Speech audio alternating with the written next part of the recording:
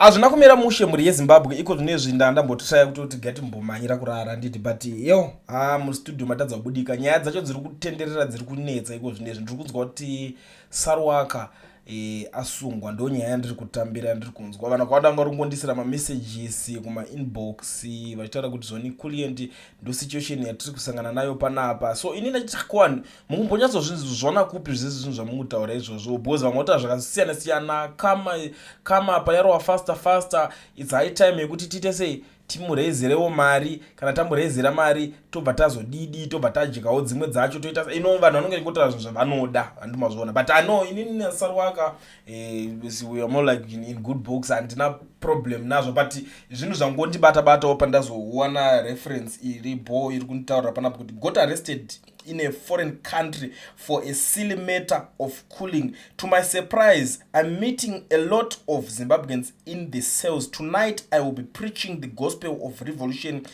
the war night in cells. We need to fight for our country and no other option. Ndo mashoko andiri kuona ari kubuda neku WhatsApp channel yavo vachitaura kuti zvoni aiwa vasungwa asi zviri kunzi usiku hwacho wanhasi muno ndikozi ndiri kuona mazimba akawanda varimo mumasales. Saka ndicharara ndichiparidza mharidzo iyo mharidzo yerevolution yavo ndo yavataura kuti vacharara vachiparidza.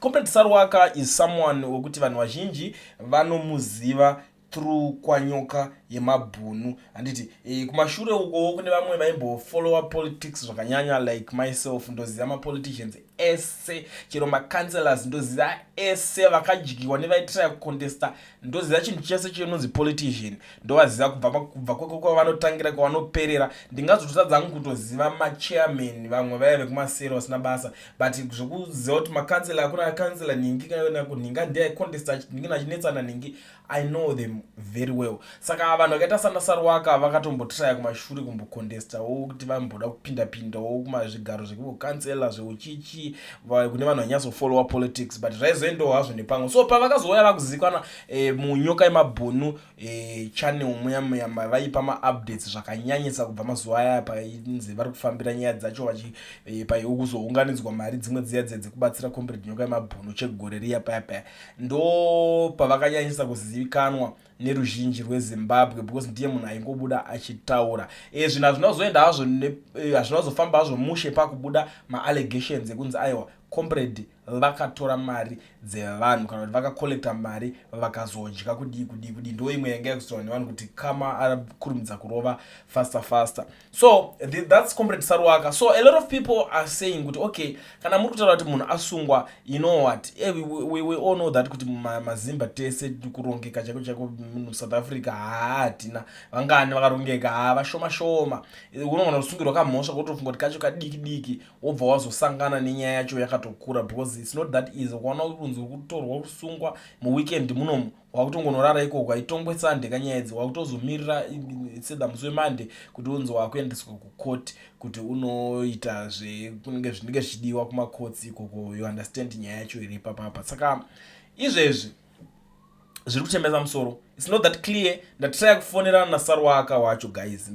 Try by all means kuenda go through their WhatsApp direct calls ndatraya zvese hakuna kana ari kuanza even WhatsApp number yacho iri offline. Pandatoona message iyo yaiswa munikiri mavo ndabva ndaziva kuti munhu ari kutopa signal kuti ndasungwa but inini chinhu chisinonyatsokunzwisisa kuti ndangosungirwa vari ndasungirwa kasili nyaya for cooling handatadza kunzwisisa kuti cooling iri kutaurwa ndiye kukula down here kana kuti cooling yekuita sei ndatadza hangu kunyatsonzwisisa kuti cooling yavakanyora pa kuti ndo yavari kunzi vasungirwa yacho ndechii. So that's comrade Saruwaka for you. Nyaya yacho mamiriro yakaita zvizhinji zvakamboitika munhu kuti ari kutrayawo ari kufaitawo pazvelevels zvezera rake is the guy zvekare wekuti akazobuda akudedzera kuti handei musi wa31 July zvaaitaura mazuva aya achida kunotraya kuzama or something chinongoitika this revolution yekuda kuswedera kuti iri kurwirwa yechange inodawo vanhu vakawanda vane shungu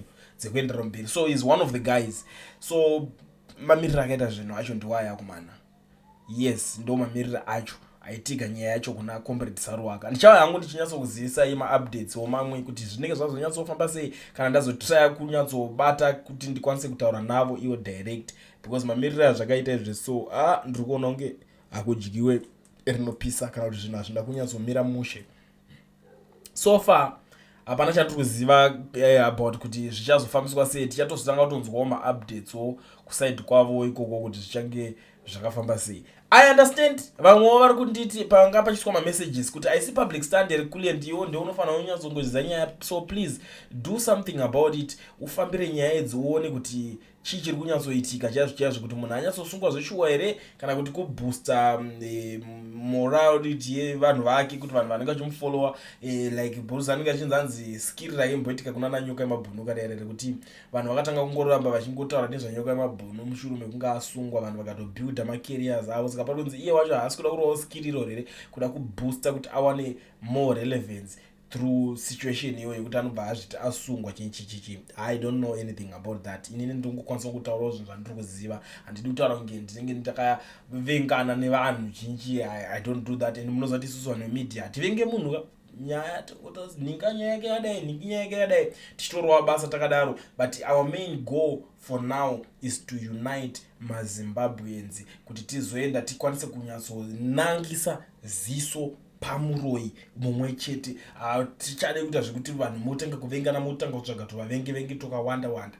For now ziso pane one munhu anenge achida kunzaita sei anenge afanira kunge achinonangwa. So that is the situation. So without wasting much of your time muri Zimbabwe, ndine something ndozvachandoda kuti musada makateerera, but ndisati ndadaro ndinongozivisa vanhu kuti kana uchingori muSouth Africa doregisterwa company ubvavhurwa FNB business account usina work permit kana study permit, bata education research yana mukoma Owen ndo vanokwanisa kuzviita izvozvo. Ikampani yakavhurwa kuti ibatsire maZimbabweans vakaita kunge iwewe vekuti hauna permit but uri kuda kuregisterwa company, hauna permit asi uri kudawo FNB business account yekuti unge uchifambisa zvinhu zvako zvichinge zvichikufambira zvakanaka. Garai mabata Owen nenhamba dzandakuisirai pascreen, mogara mabatsirikana ipapa pane zvichateerera. So for now sarai makateerera muchinzwawo zviri kutaurwawo nabenyu mazimba kuti wo vari kutuo kudii. Kana muchinge mune something to say munokwanisa kundibatawo panhamba dzangu dzeCullion TV idzodzidzi, mobva mangotaurawo tichingoita zvakadaro tichingorzivisana nemaZimbabweans. Ndiri kuda kupa yambiro kuvapfana vanozvezveredza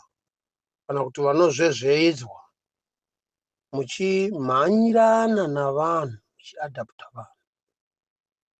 Timu iri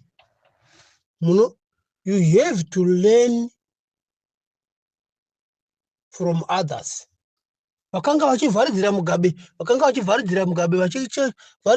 vachiita sekuti Mugabe hamene kuti igodhere kana kuti chii chinocherwa pasi chisingawani kuchero nguva chiri very important nokuti chinondotengeswa chikaitisa munhu ufumi kana mari. But zivai kuti kana obva pachigaro, vamwe vacho muchatodzingwa asati abva pachigaro. Vamwe vacho mabva pachigaro kana mari dzenyu dzeservice hadzibudi. Zvidzive izvozvo.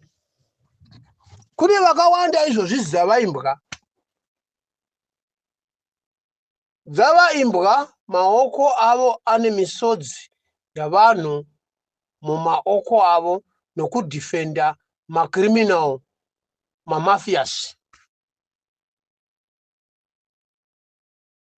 What is the reason yekuti vanosungira Temba Muliswa asingachasiri muZanu PF, asine nezvokuita nezvepolitics, akatomboita leader wepolitical party akaona kuti izvo handizvigoni and akataura nomuromo ega akati ini handingakwanisi kumirisana naChamisa because ndiri mukuhombe kuna Chamisa but papolitics ndiri mwana pana Chamisa. Norton akaruza zvokuruza zviya. Saka what is the reason yokuti vanosunga Temba Muliswa? Vanotoziva Temba Muliswa anoziva secret hombe against varipa. And Temba Muliswa kusungwa kwake ari alliance kuna Chiwenga. Musati kusungwa anodata chii. Inyaya yekuu iri kuda kitwa. Isusu tine vana Comrade Pillar tinongotaura. Justice, and we cannot be afraid to say that. We can speak. Isu hatimiswi kutaurwa ende handimbonyengwi nemari nokuti ndinotozvishandira ndichizviitira mari yangu. Handitori mari dzezvidhoma. Tarirai vamwe vari kuora makumbo nemari idzi. Hakuti kwokuti vane zvirwere nokuti vakahura. Mari dziri kuramba dzichipiwa vanhu mota idzi ndedzeropa ava vari kurwara vari kuchemera chipatara vakagara muGG6.